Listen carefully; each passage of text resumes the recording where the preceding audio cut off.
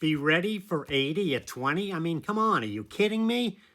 I have to plan 60 years in advance? Well, there's a lot of people who are 60 or 70 who wish they had been thinking about their future when they were 20, that they had taken care of themselves, had better habits, found a better life partner, planned to live a long, healthy, happy life, a life of giving. You want to be a tough, thoughtful, spiritual person of action, whether you're 20, 50, or 80. If you're going to get to 80 and you're going to be healthy and happy, well, I mean, can you imagine? I mean, if you buy a couple of condos in your 20s and 30s, you're still going to have that income coming in when you're in your 70s and you're 80 and hopefully 90. So if you can make those investments now, they're going to pay off way into the future. And when we're talking about this, we're really talking about generational wealth. So, when you're ready, you can pass these on to your kids. They can hold them for decades, and then they can pass them on to their kids. So you are really creating a legacy of wealth.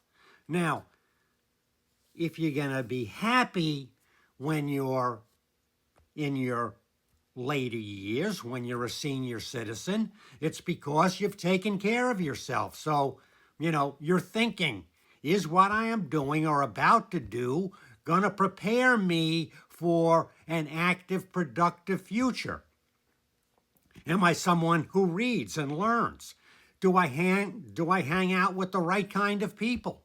Because you're going to be very much like the 5 people closest to you, okay? And if they're, slackers or dopers or, you don't want to be like them. You want to have productive friends. And it's going to be very, very important that you choose the right life partner. I had a wife of 48 years before I lost her. But I met her when I was 25. I mean, that's what you want. You want a strong, loving, complementary life partner. You want to find somebody now who, if you're talking about going to the gym, isn't someone who's just, sitting back in the chair with a bag of chips in their lap. What is that telling you? Okay? If you're with somebody who doesn't understand savings, man or woman, I mean, do you want to be with that person? I mean, where are you going to be? Okay? Because you want to be able to use compounding. That is, money I save today compounds over time.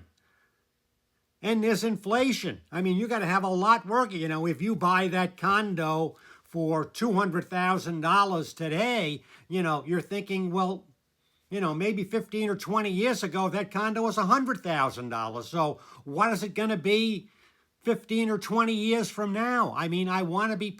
So this is being a thinking person of action. You're thinking.